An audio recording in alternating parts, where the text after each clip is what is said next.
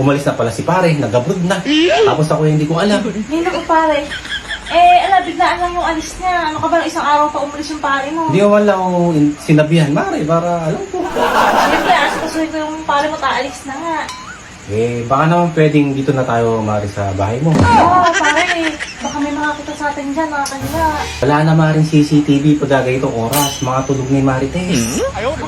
Saka Mare, hindi ka ba nananawa? Puro na lang tayo sa labas.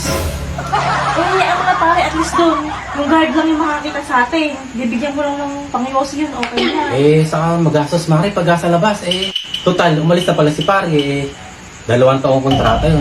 Baka naman dito, pwede na dito Mare. Para sa akin, hindi na tayo mga gastos.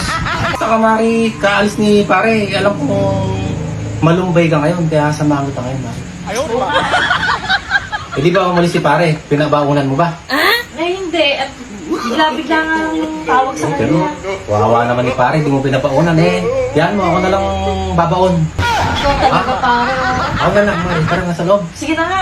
Sige, papabaunan lagi. Papabaunan ko talaga. Baon na ako. 3 days na nga 3 days na Lumot na Mare yan. Oo nga nabukas mo na ba pare? Ay, naligo ako Mare, kaya kompleto ako. Nagtabas na rin ako Mare, handa mo.